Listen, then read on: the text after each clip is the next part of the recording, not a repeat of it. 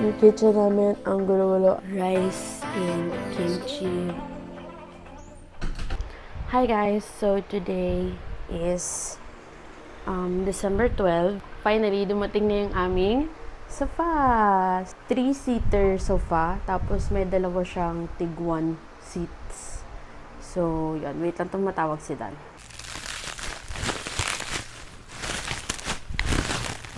So, kakakabit lang din kasi namin itong flooring. Ano lang yan? Vinyl tiles. And hindi ko alam kung kita dito sa video, pero ang dami niyang mga nakaangat.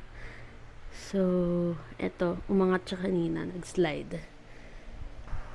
I'm trying to beautify and organize yung bahay dahil sobrang nakaka-apekto din talaga sa mental health kapag magulo yung bahay, yung environment mo. And yun, I'll make sure to declutter once in a while para hindi kami naiipunan ng clutter dito sa bahay.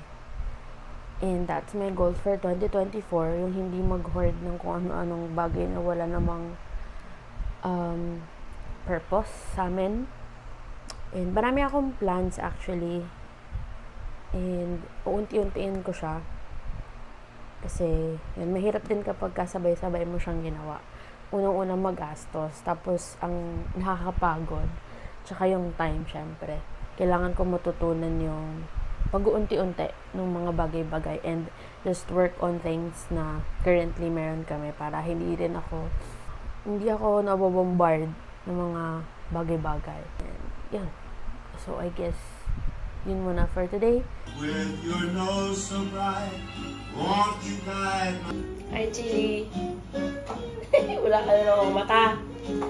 Ang kalat ng bahay sa Pasko. Ito yung disaster. Gumawa kami ng lumpia. Ito yung gravy. Grabe ang kalat. Yung aking buttered shrimp na masabaw. Sobrang ako ng sabaw. Christmas 2023 of Figueroa Farm. Mabilisang Christmas decor.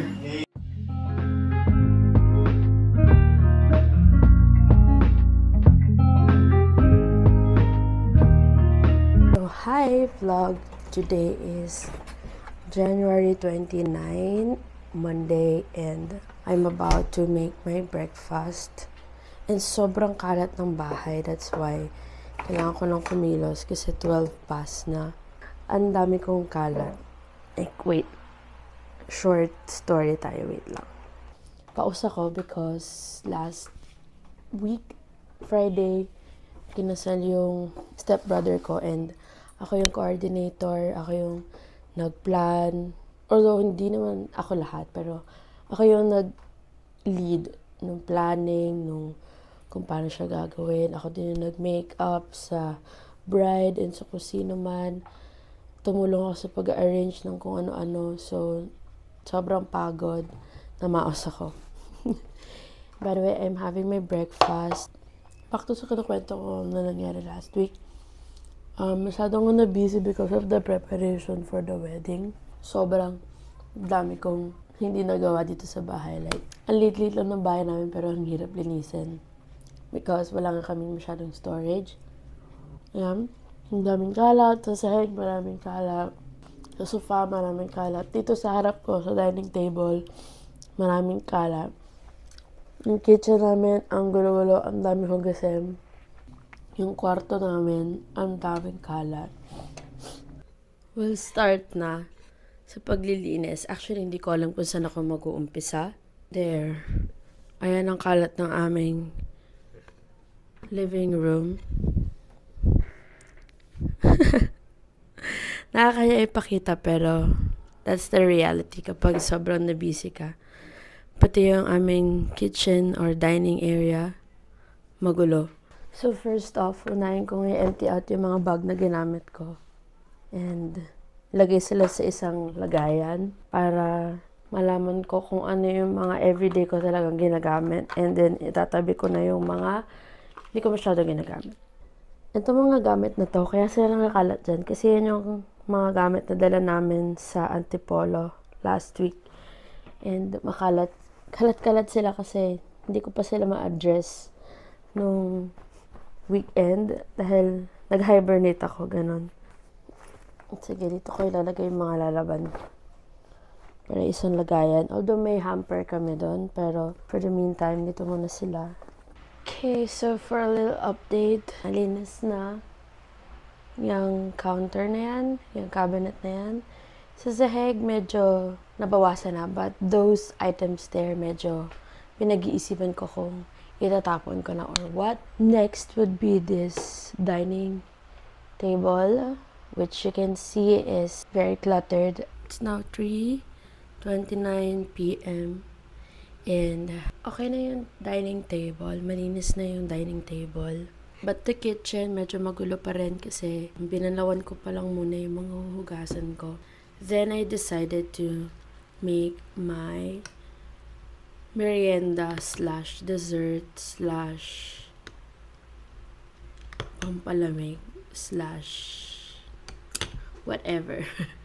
But this is just supposedly an overnight oats, but I just made it just now.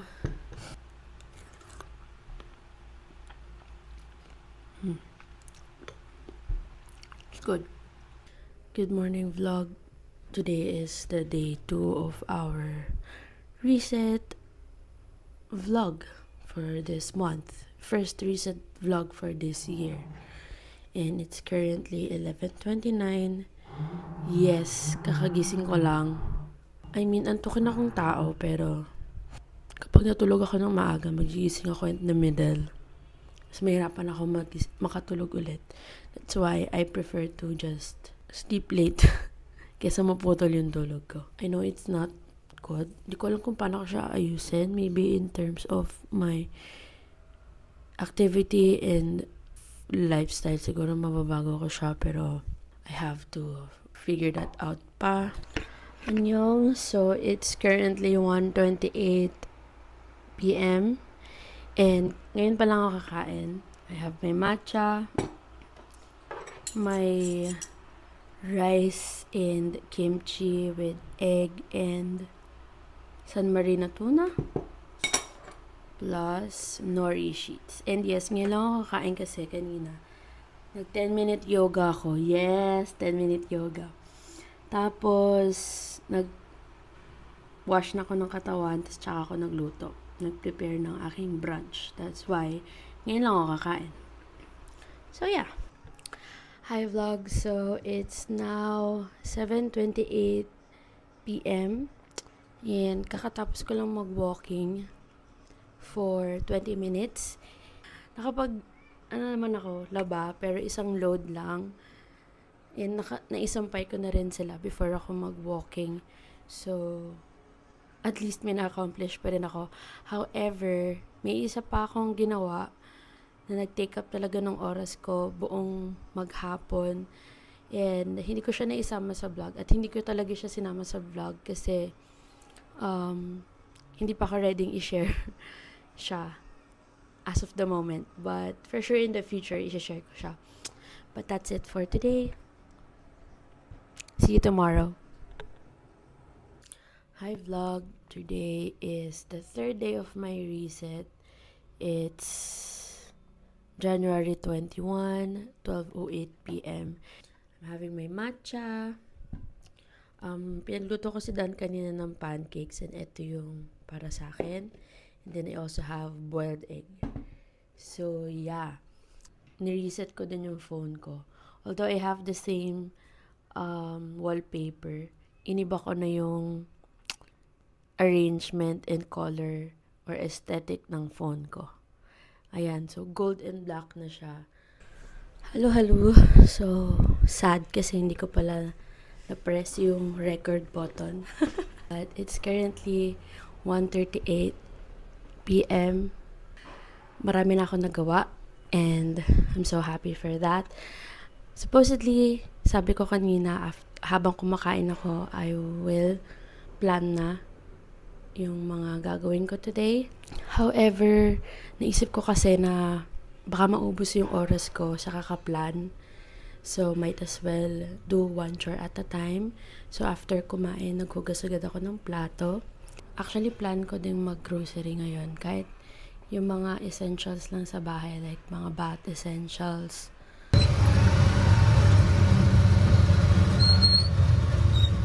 So, it's now 4:57 p.m. and kakauwi ko lang. Nakaano ko. Based dito sa watch, 2,600 steps. And may na-discover ako. I mean, it's not that it's a discovery, pero natuwa ko na tinanay ko siya. Ito yung turon ng SM na Tikoy since magcha-Chinese New Year. Tadaan!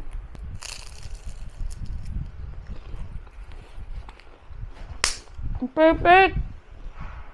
Ang sarap. Yummy.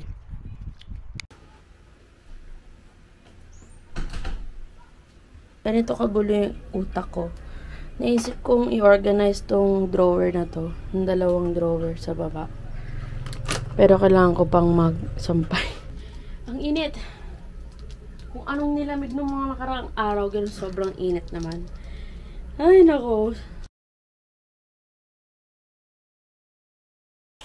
So, nakapag-prito na ako ng fried chicken. Ito naman, gagawin kong chicken adobo. Actually, puro wings yung part na yan. But, ano lang, hiniwa ko lang ulit. Kasi masyado din pala siyang malaki. Hi, so, ayun, currently it's 5:29 and kailangan ko pa magluto. Di ko alam kung may vlog ko pa or makapag-vlog pa ako later para matapos ko yung mga natitirang to-do items ko. Dahil dapat nagluluto na ako ngayon, pero dahil may kinalat ako dito, kailangan ko silang iligpit. I still feel accomplished dahil may na-cross out naman ako sa aking to-do list. And dun sa 3 days na reset, I know na may mga kulang, ganyan. Hindi siya 100% complete. Pero, okay lang. I'm still proud of myself for doing this reset vlog. And yeah, tatapusin ko na rin dito yung vlog na to kasi baka humaba pa siya lalo at tama rin akong mag-edit. Baka hindi ko pa siya ma-upload. But if you reach this part, just know that I really, really appreciate you making time in watching the whole vlog. And I hope to see you on my next one. Bye-bye!